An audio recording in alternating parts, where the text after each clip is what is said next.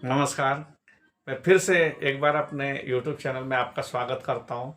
ये वीडियो मैं बना रहा हूँ बेसिकली अपार आईडी से रिलेटेड इन्फॉर्मेशन के लिए। बेसिकली लोग अपार आईडी की रिक्वायरमेंट को और समझने में या अपार आईडी की प्रॉब्लम को समझने में लोगों को थोड़ी बहुत दिक्कत आ रही है। अपार आईडी क्या है, क्यों ये सब किया जा रहा है। देखो, टेक्निकल लैंग्वेजेस में तो बहुत सारी चीज़ें हैं जो कि उसमें लेटर में लिख के गवर्नमेंट ने जारी कर रखा है, वो लोगों को समझ में नहीं आ रहा। मैं ज़रा बेसिक लैंग्वेज में आपको समझाने की कोशिश करता हूँ और मैं उम्मीद करता हूँ कि अगर आप ध्यान से सुनेंगे तो आपको ये बात बिल्कुल समझ में आ जाएगी। एक्चुअली अपार आईडी जनरेट करने का काम एमएचआरडी ने जो स्कूल को ट्रांसफ़र किया है वो किस लिए है।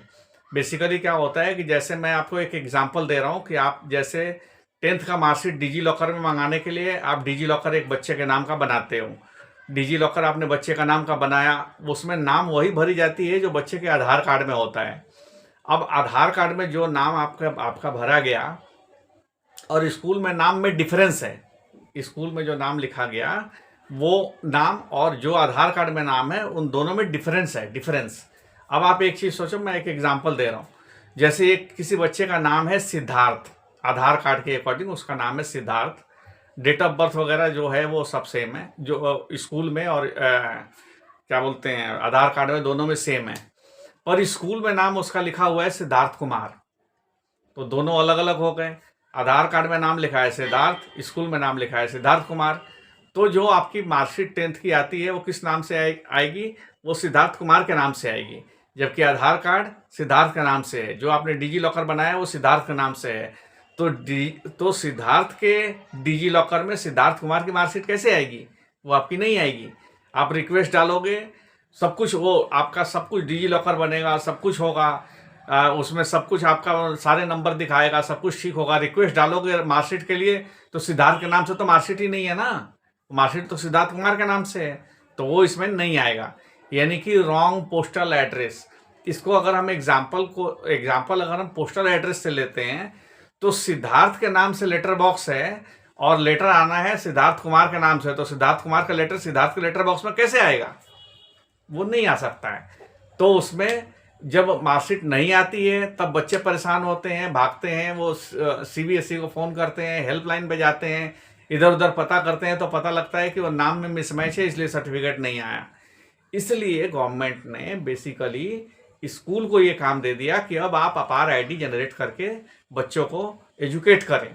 अब स्कूल में जब आप अपार आईडी के कंसेंट के लिए देते हैं कंसेंट कि हाँ हमारा अपार आईडी जनरेट कर दिया जाए, तो स्कूल सबसे पहले आपका आधार नंबर लेता है, या स्कूल के पास पहले से अवेलेबल है तो स्कूल आपका अपार आईडी जनरेट करेगा। पेरेंट का एक आधार नंबर दे दो, चाहे पैन नंबर दे दो, या पेरेंट का क्या बोलते हैं ड्राइविंग लाइसेंस नंबर दे दो, या पासपोर्ट नंबर दे दो। तो जो कंसेंट दे रहा है, चूँकि बच्चे माइनर हैं उनकी कंसेंट वैलिड नहीं होती। बच्चे तो सब 18 साल से कम के ही होते हैं ना, 11-12 को छोड़ दे तो कुछ बच्चे 18 प्लस के हो सकते हैं, बाकी सब 18 से नीचे होते हैं, तो उनकी कंसेंट वैलिड नहीं होती, इसलिए पेरेंट का कंसेंट चाहिए। अब पेरेंट चूंकि कंसेंट दे रहे हैं तो जो कंसेंट दे रहे हैं पेरेंट, मदर हो या फादर, उनका एक आईडी नंबर चाहिए। आईडी नंबर का मतलब सिर्फ आधार कार्ड नंबर नहीं है। आधार कार्ड नंबर हो, ड्राइविंग लाइसेंस नंबर हो, पैन नंबर हो, पासपोर्ट नंबर हो, जो नंबर आपको देना है आईडी का नंबर वो आप दे देंगे, उसके बेस पे वो अपार आईडी जनरेट हो जाता है। अब जब स्कूल अप्लाई करेगा अपने यू डाइस पोर्टल के थ्रू, स्कूल को जो अथॉरिटी है यू डाइस पोर्टल के थ्रू आपके अपार आईडी जनरेट करने का, जब स्कूल अप्लाई करेगा यू डाइस पोर्टल के थ्रू, तो यू डाइस में बच्चे का आधार नंबर डला होता है। अब वो चाहे भले उसमें दिखे नहीं, लास्ट के 4 डिजिट दिखते हैं, 12 डिजिट नहीं दिखते, मतलब 12 का 12 डिजिट आधार के नहीं दिखते हैं, उसमें सिर्फ 4 डिजिट लास्ट के दिखेंगे। पर यू डाइस के पास बच्चे का आधार नंबर होता है, सॉफ्टवेयर में तो अवेलेबल है ना। वो यू डाइस जो है वो UADAI, यानी कि आधार बनाने वाली कंपनी का साइट का नाम है UADAI। तो आधार के साइट के साथ ये यू डाइस का साइट उससे वेरिफिकेशन मांगता है। वो वेरिफिकेशन अगर 3 चीज़ वो टैली करता है, एक तो बच्चे का नाम का स्पेलिंग, दूसरा बच्चे का डेट ऑफ बर्थ, और तीसरा जेंडर। ये 3 चीज़ टैली करता है। 3 चीज़ में अगर कोई डिफरेंस नहीं है तो यूडाइज अपार की रिक्वेस्ट एक्सेप्ट कर लेता है। अगर इन तीन चीज़ों में कोई डिफरेंस आया, जैसे मैं अभी फॉर एग्जांपल सिद्धार्थ और सिद्धार्थ कुमार की बात कर रहा था, अब सिद्धार्थ और सिद्धार्थ कुमार के नाम में इस फर्क है, तो वो आपका वेरीफाई नहीं होगा और अपार आईडी की रिक्वेस्ट फेल हो जाएगी। अगर मान लो सिद्धार्थ यहाँ भी है, सिद्धार्थ वहाँ भी है, लेकिन एक जगह डबल डी करके है लिखा हुआ है सिद्धार्थ, दूसरी जगह सिंगल डी करके सिद्धार्थ लिखा हुआ है, तो ये आपका फिर भी फेल हो जाएगा। यानी कि नाम के स्पेलिंग में कोई भी डिफरेंस है तो फेल हो जाएगा, और उस केस में आपका रिक्वेस्ट जनरेट नहीं होगा। तो अभी हमने बताया आपको कि नाम के स्पेलिंग में जरा सा भी मिसमैच होगा तो अपार आईडी की रिक्वेस्ट सबमिट नहीं होगी, फेल दिखा देगा। इसी तरीके से डेट ऑफ बर्थ जो आपके स्कूल में है आधार कार्ड में सेम होना चाहिए। अगर आपके आधार कार्ड में चाहे डेट का फ़र्क हो, चाहे मंथ का फ़र्क हो, चाहे ईयर का फ़र्क हो, अगर आधार कार्ड में का डेट ऑफ बर्थ और स्कूल में जो लिखा है डेट ऑफ बर्थ वो अगर सेम नहीं होगा तो उस केस में आपका अपार की रिक्वेस्ट सबमिट नहीं होगी। तीसरी चीज़ है जेंडर। जो जेंडर में कहीं किसी का गलत होता नहीं है, बॉयज़ में मेल लिखा होता है, गर्ल्स में फीमेल लिखा होता है, तो इसमें नॉर्मली गलती के चांसेस नहीं होते हैं। लेकिन मान लो कि किसी भी वजह से मिसमैच आए तो भी उस केस में नहीं होता है, जनरेट नहीं होता है। तो कहने का मतलब ये हुआ कि आपके स्कूल में जो तीन डाटा है, आपका नाम, डेट ऑफ बर्थ और जेंडर, वही सेम चीज़ आपके आधार कार्ड में होना चाहिए। अब क्या है कि या तो इसमें दो ऑप्शन होते हैं, या तो जैसे आधार कार्ड में है वैसे स्कूल में करा लो, या फिर जैसे स्कूल में है वैसे आधार कार्ड में करेक्शन करा लो। आधार कार्ड करेक्शन के लिए दिल्ली के अंदर आधार कार्ड के दफ्तर में अगर आप चले जाते हैं तो बड़े आराम से आपका काम हो जाएगा। एक तो आपको पता है इंदरलोक मेट्रो स्टेशन है, वहाँ पे एक बेसमेंट, मेट्रो स्टेशन के बेसमेंट में इनका आधार कार्ड का ऑफिस है। एक आधार कार्ड का अक्षरधाम मेट्रो स्टेशन है, अक्षरधाम मेट्रो स्टेशन के बेसमेंट में आधार कार्ड का ऑफिस है। अगर आप वहाँ चले जाते हैं तो 15 मिनट में या आधे घंटे में का काम है, वो वहाँ पे ऑफिस में करेक्ट हो जाता है। ये अलग बात है लाइन में घंटे लग जाएं, 2 घंटे लग जाएं, 4 घंटे लग जाएं, पर यह है कि वहाँ पे पहुँचने के बाद 15-20 मिनट में आपका काम हो जाता है। अगर आप बाहर से अप्लाई करेंगे तो ज़्यादा टाइम लगता है, 15 दिन भी लग सकता है, 21 दिन भी लग सकते हैं। अगर वो एप्लीकेशन रिजेक्ट हो गया, दोबारा एप्लीकेशन दोगे तो फिर दोबारा 15 दिन 21 दिन का टाइम लगेगा। अगर वहाँ वो एप्लीकेशन में आपने पेपर सबमिट नहीं किया, रिक्वेस्ट तो आप दे रहे हो करेक्शन के लिए, लेकिन अगर बर्थ सर्टिफिकेट में वो चीज़ लिखा हुआ है तो आधार ऑफिस वाले बिल्कुल तुरंत आपका कर देंगे। अगर बर्थ सर्टिफिकेट में वो चीज़ नहीं लिखा हुआ है जो आप मांग रहे हो तो फिर आधार वाले भी नहीं करते हैं, वो कहते हैं कि हमारे पास लिखवा के लाओ। फिर उस केस में आप स्कूल से एक बोनाफाइड बनवा के लेके जा सकते हो। अपना आधार कार्ड में करेक्शन कराने के जगह पे आप अपना बर्थ सर्टिफिकेट भी करेक्शन करवा सकते हो, उसके बाद आप अपना ठीक कर सकते हो। बेसिक लॉजिक ये है कि स्कूल में जो डाटा आपका है, आपके बर्थ सर्टिफिकेट में, बच्चे के बर्थ सर्टिफिकेट में सेम डाटा होना चाहिए। बच्चे का नाम, मदर फादर का नाम, डेट ऑफ बर्थ, ये 4 चीज़ बर्थ सर्टिफिकेट में सेम होना चाहिए जो स्कूल के रिकॉर्ड में है, और वही सेम चीज़ आपके आधार कार्ड में होना चाहिए। अगर ये तीनों चीज़ें सेम है तो आपका कोई प्रॉब्लम ही नहीं है। अगर हर जगह फ़र्क है तो आपको वो सारी चीज़ें करेक्ट तो करानी पड़ेगी। अब 2004 एक डेट है, 2004 एक साल है। 2004 के बाद जितने बच्चे हैं उन सब का बर्थ सर्टिफिकेट कंपलसरी है, उसमें कोई ऑप्शनल का ऑप्शन नहीं है। 2004 के पहले के जो बच्चे हैं वो, उनके पास अगर बर्थ सर्टिफिकेट नहीं है तो वो लेट रजिस्ट्रेशन करवा लें या कुछ भी है, 10th के मार्कशीट वगैरह में जो है उसको मान लिया जाता था। लेकिन 2004 के बाद सरकार ने ये रूल बना दिया, एक डेडलाइन दे दिया कि 2004 के बाद के जितने भी बच्चे हैं सबका बर्थ सर्टिफिकेट कंपलसरी है। तो बर्थ सर्टिफिकेट में सेम नाम होना चाहिए, आधार में सेम नाम होना चाहिए, और स्कूल रिकॉर्ड में सेम नाम होना चाहिए।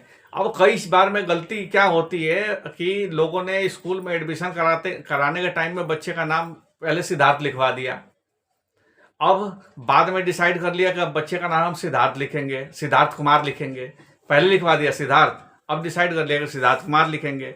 एक स्कूल से टीसी कटवा लिया, दूसरे स्कूल में लाकर एडमिशन करवा दिया। अब एडमिशन नॉर्म्स ये कहता है कि जो टीसी में लिख के आएगा वो वही नाम इसमें लिखी जाएगी आपके स्कूल में। अब आपने ट्रांसफ़र लेके एक स्कूल से दूसरे स्कूल में आ गए, अब उसमें तो टीसी में उसने सिद्धार्थ लिख दिया, जो डेट ऑफ बर्थ उसके स्कूल रिकॉर्ड में था वो उसने डाल दिया। अब एडमिशन नॉर्म्स के अनुसार जो दूसरे स्कूल में आओगे तो वही टीसी में जो लिखा हुआ है वो सेम डाटा यहाँ पे लिखी जाएगी। अब आपने अपना नाम सिद्धार्थ कुमार कर लिया, बच्चे का नाम, तो यहाँ पे चेंज नहीं होगा। यहाँ पे मेन दिक्कत होती है। इसलिए बच्चे का नाम जो भी आप ठीक रखना चाहते हो, पहले स्कूल फर्स्ट स्कूल में जो भी आप एडमिशन करा रहे हो आपने वहीं पे ठीक लिखवाना है।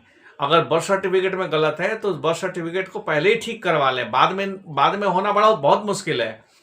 और जिस स्कूल में बच्चा नर्सरी केजी या फर्स्ट क्लास लेवल से बिना, जहाँ टीसी की रिक्वायरमेंट नहीं होती, वो क्लास है नर्सरी केजी और फर्स्ट।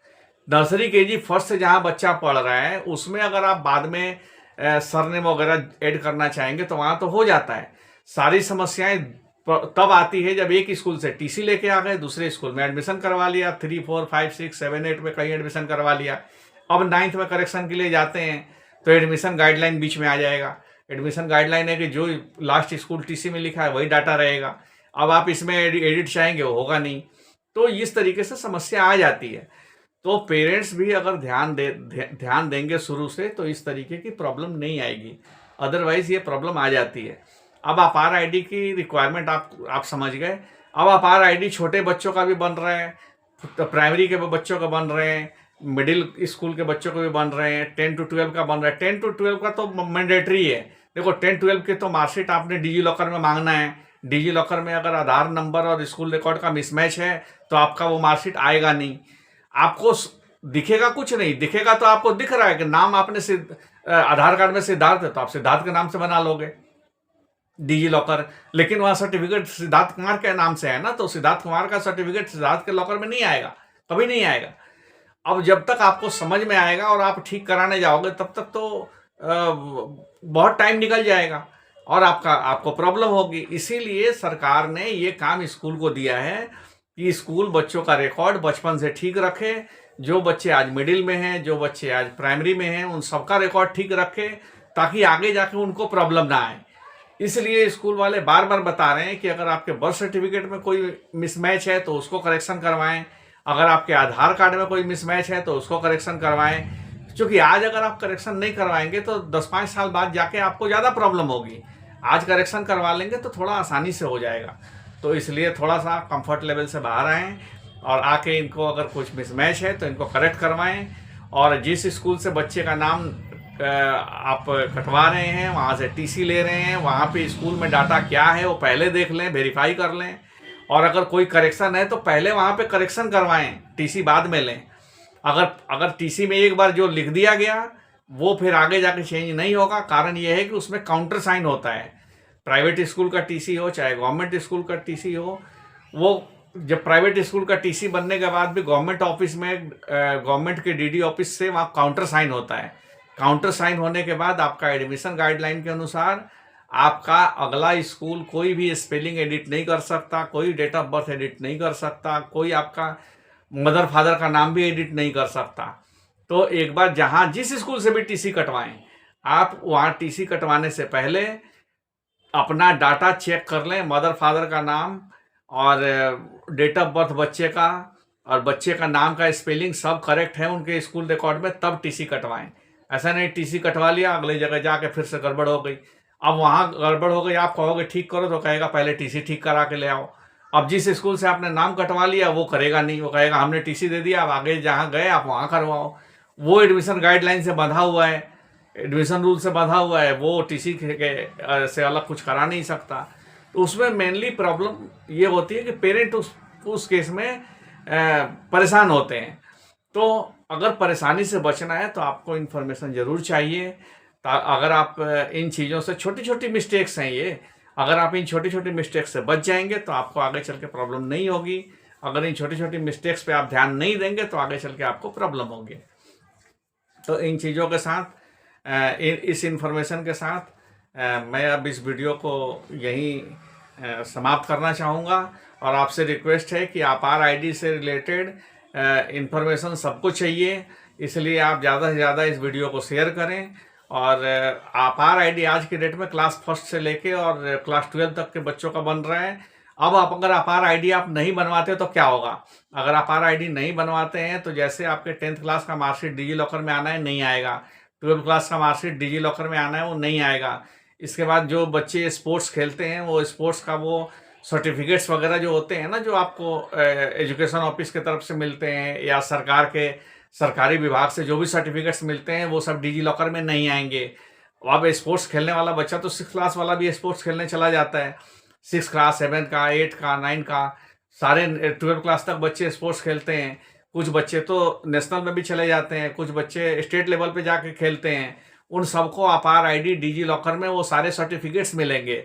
अब उससे क्या होगा कि आज से 10 साल बाद, 15 साल बाद, जब बच्चा 12 साल बाद जब नौकरी करने जाएगा या गवर्नमेंट जॉब के लिए ट्राई करेगा या कहीं पे भी जाएगा, वो डिजी लॉकर में उसके सारे स्पोर्ट्स के सर्टिफिकेट, उसके सारे अचीवमेंट के सर्टिफिकेट, वो सारी चीज़ें वहाँ पे एक जगह पे रहेगी। वो खाली वहाँ से डिजी लॉकर में जो डॉक्यूमेंट्स पड़े हैं वो उसको ओरिजिनल माना जाता है। वो उसको कोई भी गवर्नमेंट की एजेंसी चैलेंज नहीं कर सकती, क्योंकि वो गवर्नमेंट का ही दिया हुआ डिजी लॉकर है, गवर्नमेंट के दिए हुए सर्टिफिकेट हैं। गवर्नमेंट की कोई एजेंसी उसको डिनाई नहीं कर सकती। अब बच्चा अगर 4th क्लास में कोई पोएम कंपटीशन जीत के आया है, बच्चा अगर 3rd क्लास में कोई पोएम कंपटीशन जीत के आया है, डायरेक्टरेट ऑफ एजुकेशन से, डायरेक्टरेट ऑफ एजुकेशन आपको एक प्रिंटेड सर्टिफिकेट देता है कि इस चीज़ में बच्चा उस फर्स्ट आया है, सेकंड आया है। वो सारी इन्फॉर्मेशन आपकी डिजी लॉकर में रहेगी। जब बच्चे को 10 साल बाद, 12 साल बाद, 15 साल बाद ज़रूरत पड़ेगी ना, तो वो सारी चीज़ें आपको डिजी लॉकर में मिलेगा। अगर आप अपार आईडी जनरेट करा के डिजी लॉकर बना लेते हैं तो गवर्नमेंट तो वहाँ से भेज रही है, वो सब आपके डिजी लॉकर में आएगा। अगर आपने अपार आईडी नहीं बनवाया, अगर आपने डिजी लॉकर नहीं बनाया, तो जो बच्चे की जो अचीवमेंट है वो सारी अचीवमेंट डिजी लॉकर में नहीं आएगा। जब डिजी लॉकर में आ ही नहीं पाएगा तो जब उसको ज़रूरत होगी तो वहाँ पे वो कैसे निकालेगा, कैसे प्रोड्यूस करेगा? और जो डिजी लॉकर में सर्टिफिकेट्स आ रहे हैं वो बच्चे के लिए प्रॉपर्टी है, प्रॉपर्टी। वो प्रॉपर्टी उसके 10 साल बाद काम आएगी, 12 साल बाद काम आएगी। बच्चों की अचीवमेंट है वो, जो सब का सब सारी अचीवमेंट एक जगह पे इकट्ठी रहेंगी। तो ये लॉजिक है अपार आईडी बनाने का। और गवर्नमेंट के जितने भी सर्टिफिकेट्स वगैरह, जितने भी अचीवमेंट्स वगैरह मिलने हैं, वो सब अपार आईडी के थ्रू आपके बच्चे के डिजी लॉकर में अवेलेबल होगा। गवर्नमेंट ये सारी चीज़ें उसमें भेजेगी और वो अवेलेबल होगा। और वो सारी चीज़ें जिसका बच्चा एक्स्ट्रा करिकुलम एक्टिविटीज़ में है और जिसको सर्टिफिकेट्स वगैरह मिलते रहते हैं, स्कूल की तरफ से कंपटीशन में बच्चा जाता रहता है, सर्टिफिकेट्स वगैरह लेके आता है, अगर वो डिजी लॉकर बना के रखेगा तो वो सारे सर्टिफिकेट्स उसके डिजी लॉकर में सुरक्षित रहेंगे। जो आपको hard copy print out certificate मिला है वो तो खो भी सकता है, वो तो इधर से उधर 10 साल 5 साल बाद वो शायद ढूंढे तो ना मिले, लेकिन डिजी लॉकर वाला तो 15 साल बाद भी मिलेगा। जब उसको चाहिए होगा तो वो सारी चीज़ें अवेलेबल मिलेंगी उसको। तो बच्चों के अचीवमेंट को एक जगह पे कलेक्ट करने के लिए डिजी लॉकर गवर्नमेंट सुविधा दे रही है। और डिजी लॉकर को में सारे डॉक्यूमेंट्स आने के लिए, सारी अचीवमेंट पहुंचने के लिए अपार आईडी की ज़रूरत है। अपार आईडी बनाने के लिए बच्चे का आधार कार्ड होना कंपलसरी है, और बच्चे के आधार कार्ड में डाटा वैसे ही होना चाहिए जिस तरीके से स्कूल रिकॉर्ड में है। कॉन्सेंट देने के लिए पेरेंट का आईडी नंबर जरूर चाहिए होता है। वो जो पेरेंट साइन करके कॉन्सेंट देते हैं उनका आईडी नंबर चाहिए होता है। वो ऑनलाइन यूडाइस के पोर्टल पे भरना होता है। स्कूल भरता है उसको, और स्कूल भर के रिक्वेस्ट जनरेट करता है। जब स्कूल अपार आईडी के लिए रिक्वेस्ट जनरेट करेगा तो अपार आईडी गवर्नमेंट बना देगी। और फिर उसके बाद आपने डिजी लॉकर बनाना है। डिजी लॉकर आपको पता है, प्ले स्टोर पे जाके डिजी लॉकर को डाउनलोड करना है। डिजी लॉकर डाउनलोड करके डिजी लॉकर बच्चे के नाम से बनाना है। उसमें बच्चे का आधार नंबर डलेगा, एज पर आधार जो नाम है वो डलेगा, और फिर डिजी लॉकर बन जाएगा। अब डिजी लॉकर बन तो गया, लेकिन अब स्कूल का इस नाम में और आधार का नाम में मिसमैच है तो कोई सर्टिफिकेट नहीं आएगा। आप खुश रहेंगे कि हमने डिजी लॉकर बना दिया, पर डिजी लॉकर में आएगा कुछ नहीं, चूंकि नाम में मिसमैच है, डेट ऑफ बर्थ में मिसमैच है। तो इसी मिसमैच को ख़त्म करने के लिए गवर्नमेंट ने स्कूल को जिम्मेदारी दे रखी है। और स्कूल यूडाइस पोर्टल के थ्रू जो आपका रिक्वेस्ट जनरेट करता है, तो उसमें आपका ये मिस्टेक अगर एरर है तो स्कूल आपको बोलता है, आपको बताता है कि आपका ये एरर आ रहा है, इसको आधार कार्ड करेक्ट करा के ले आओ। आधार कार्ड या तो आप आधार कार्ड करेक्ट कराएंगे या फिर स्कूल में रिकॉर्ड करेक्ट कराएंगे। तो दोनों में से जो भी करेक्ट कराएंगे तो मिसमैच खत्म हो जाएगा। अब मिसमैच खत्म हो जाएगा तो फिर उसके बाद आपका डिजी लॉकर एक्टिव हो जाएगा। अगर दोनों के बीच में कुछ भी मिस्टेक है, कुछ भी एक स्पेलिंग की भी मिस्टेक है नाम में, आपका डिजी लॉकर में कोई चीज़ नहीं आएगी। अगर डेट ऑफ बर्थ के डेट में, मंथ में या साल में कोई मिसमैच है तो आपके डिजी लॉकर में कोई भी सर्टिफिकेट्स नहीं आएंगे। तो स्कूल जो आपको अपार आईडी बना के दे रहा है वो सिर्फ इसलिए कि अब मिसमैच उसने छोड़ा नहीं है, और आगे टीसी कट के जब बच्चा स्कूल छोड़ के आगे जाएगा तो आगे भी उसके नाम में कोई करेक्शन नहीं मिलना है, और करेक्शन कुछ नहीं होगा, क्योंकि उसमें आपके बच्चे का एक पेन नंबर होता है, पेन PEN पेन नंबर। उसका मतलब होता है permanent education number. PAN number जब स्कूल कहता है तो आप पैन नंबर ना समझें। पैन नंबर होता है permanent account number, income tax department का है, वो पेरेंट का हो सकता है, बच्चे का नहीं हो सकता। बच्चे का पेन नंबर होता है PEN PAN number, permanent education number. पहले बच्चे का परमानेंट एजुकेशन नंबर होगा, फिर आधार नंबर होगा, फिर उसको लेके अपार आईडी जनरेट होगी। अपार आईडी जनरेट होगी, वहाँ पे डिजी लॉकर में आपका अपार आईडी पूछता है, वो उस अपार आईडी से कनेक्ट हो जाएगा अपने आप ही, और उसके बाद आपके डिजी लॉकर में सारे सर्टिफिकेट्स वगैरह आने लग जाएंगे। तो अपार आईडी के कॉन्सेप्ट को मैंने जनरल भाषा में आपको समझाने की कोशिश की है विथ एग्जाम्पल। मैं उम्मीद करता हूँ कि आपको ये सारी बातें समझ में आई होगी। सरकार तो अपनी सरकारी लैंग्वेज के हिसाब से प्रिंट करके दे देती है। कई बार हमने भी उसको प्रिंट करके सारे पेरेंट्स को बांट दिए हैं, लेकिन पेरेंट्स कई बार उन चीज़ों को समझ नहीं पाते हैं। कई बार बच्चों का नाम में मिसमैच है, बच्चे सोचते हैं कि हम खुद ही अपना डिजी लॉकर बना लेंगे। डिजी लॉकर तो बना सकते हैं आप, कोई नहीं रोक रहा है डिजी लॉकर बनाने को। आपके पास आधार कार्ड है, आप डिजी लॉकर बना सकते हैं, पर मिसमैच है आपके आधार कार्ड में और स्कूल रिकॉर्ड में तो आपके किसी काम का नहीं है। इसलिए आप ये शॉर्टकट ना ढूंढें, और बेटर है कि स्कूल को कंसेंट दे के वहाँ से आप RID जनरेट करने दें स्कूल को। स्कूल जब जनरेट करेगा तो यूडाइस डाटा में क्या लिखा हुआ है और आधार कार्ड में क्या लिखा हुआ है, वो सब डाटा चेक हो जाएगा और उसके हिसाब से आपका करेक्ट बनेगा। अब सपोज करो स्कूल में नाम लिखा हुआ है किसी बच्चे का वैभव कुमार के स्पेलिंग में मिस्टेक है, BHAVAI लिख दिया, BHAVAI लिखने के बजाय उसमें B का V हो गया। स्कूल रिकॉर्ड में सही है, आपने देख लिया, यूडाइस पे क्या लिखा है आप तो देख नहीं सकते, आपको तो दिखेगा ही नहीं। वहाँ पे तो वेरिफिकेशन और सर्टिफिकेशन जो होते हैं वो यूडाइस से मैच नहीं करेगा, तो वो सर्टिफिकेट आपके उसमें कैसे आ जाएगा? नहीं आएगा, सिंपल है। स्कूल रिकॉर्ड आपको दिख सकता है, यूडाइस रिकॉर्ड आपको नहीं दिखेगा। यूडाइस रिकॉर्ड स्कूल को ही दिखेगा। जब स्कूल जनरेट करेगा तो यूडाइस रिकॉर्ड के साथ आधार कार्ड के वो डाटा को मैच किया जाएगा। अब जब वहाँ पे करेक्ट है तो आपके सारे सर्टिफिकेट्स यहाँ पे अपने आप आ जाएंगे।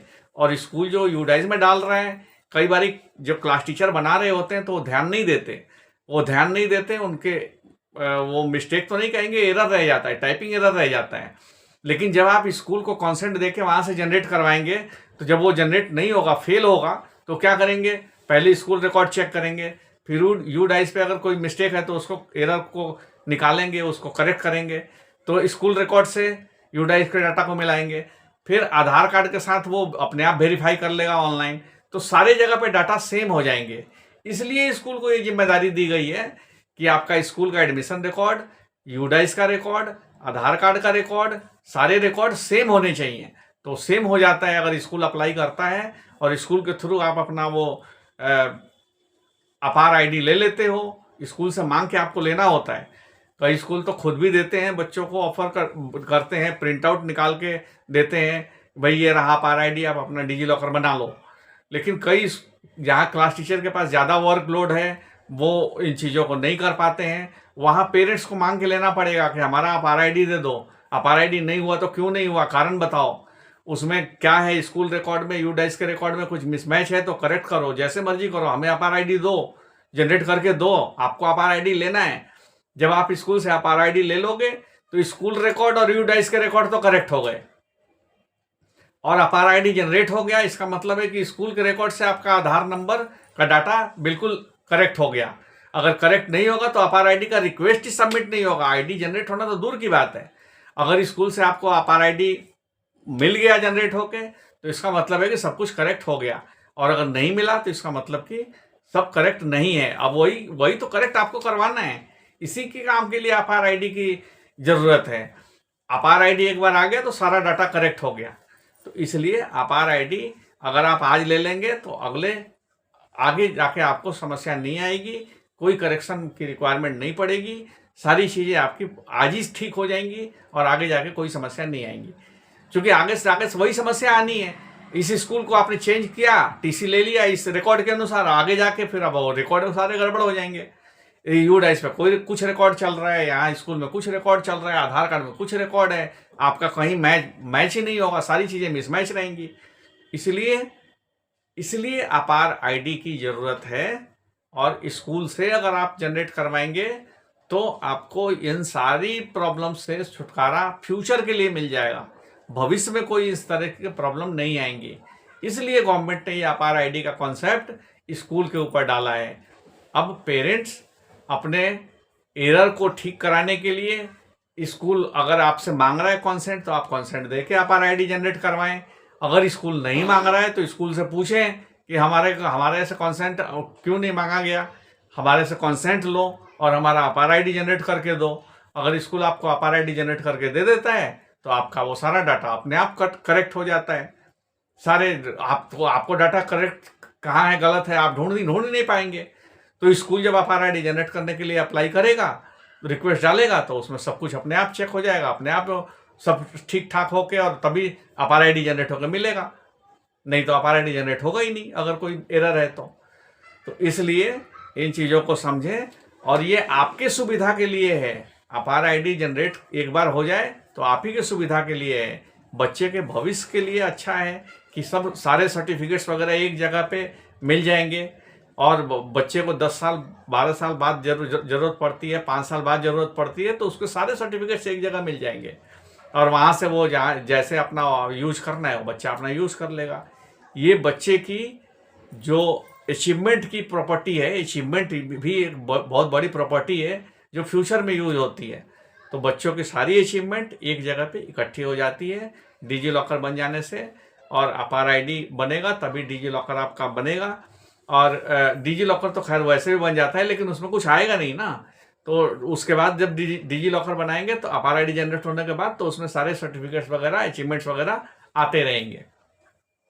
तो ये अपार आईडी की यूज़ और रिक्वायरमेंट और उसका फ़ायदा मैंने आपको सब कुछ इस वीडियो में बता दिया है, और आप इसको समझने का प्रयास करेंगे तो ये आपको फ्यूचर में बहुत बेनिफिट देगा। अभी हो सकता है कि कुछ लोगों को ना समझ में आए, लेकिन ये आज से 10 साल बाद, 5 साल बाद जब लोगों को ये सारी अपार आईडी के बारे में पता लगेगा कि इसका ये बेनिफिट था, तो बहुत अच्छा लगेगा। अब आगे का क्या है, जो बच्चे यहाँ से 12 पास करके जा रहे हैं उनको आगे जहाँ पे भी जाएंगे, कॉलेज में जिस भी स्ट्रीम में जिस चीज़ में भी एडमिशन लेना चाहेंगे, वहाँ आपको अपार आईडी चाहिए। तो 12 क्लास वालों के लिए तो मैंडेटरी समझें। आगे जहाँ पे भी जाना है 12 के बाद वो स्कूल छोड़ के तो जाएंगे ही, और आगे कॉलेज में जाएं, एक्स्ट्रा कोर्स करें, कुछ भी करें, किसी कॉलेज में जाएं, कुछ भी करें, आगे जाके उनको अपार आईडी चाहिए, उसके बिना होगा नहीं। अगर मान लो आपने अभी कंसेंट देके अपार आईडी जनरेट नहीं करवाया, या आधार कार्ड में मिसमैच है, आपने उस पर ध्यान नहीं दिया, तो आगे जाके जब आप जनरेट करवाना चाहोगे ना, एक बार स्कूल से निकलने के बाद तो स्कूल तो अपार आईडी जनरेट कर नहीं सकता। अब वो आपको खुद ही करना पड़ेगा। खुद आप यूडाइस का डाटा ठीक कर नहीं सकते, वो आपके हाथ में ही नहीं है। अगर यूडाइस में डाटा मान लो एक सेकंड के लिए मान लो कि किसी बच्चे का कुछ गलत रह गया, वो आप कहाँ से ठीक करवा लेंगे? वो अब आपके हाथ में ही नहीं है, स्कूल के हाथ में ही नहीं है, और ना आपके हाथ में है, वो कैसे ठीक करवा लेंगे आप? अपार आईडी जनरेट करना बहुत मुश्किल हो जाएगा। जो आधार कार्ड में डाटा है उसके हिसाब से जनरेट करेंगे, स्कूल रिकॉर्ड के हिसाब से कुछ और है, आपका कोई भी सर्टिफिकेट उसमें आएगा ही नहीं। हो तो सब कुछ जाएगा, डिजी लॉकर भी बन जाएगा, अपार आईडी भी आपको दिख जाएगा, सब कुछ हो जाएगा, पर वो नहीं आएगा। क्यों? क्योंकि मिसमैच है, नाम में मिसमैच है, नहीं तो डेट ऑफ बर्थ में मिसमैच है। आपने तो आधार कार्ड के हिसाब से बना लिया, सर्टिफिकेट में मिसमैच है, तो कैसे आ जाएगा? उसमें नहीं आएगा। तो इसलिए समय पे इन बातों को समझें। समय पे इन बातों को समझेंगे तो बाद में परेशानी से बचेंगे, और अगर समय पे इन चीज़ों को नहीं समझेंगे तो बाद में आपको इन चीज़ों के लिए बहुत परेशान होना पड़ेगा। तो इन्हीं बातों के साथ मैं अपने बात को यहीं पे समाप्त करता हूँ। धन्यवाद। और बाकी सब लोगों को ये वीडियो फॉरवर्ड करें ताकि उनको भी इन चीज़ों के बारे में बिल्कुल बेसिक लैंग्वेज में मैंने बताया है वो सबको समझ में आए। धन्यवाद।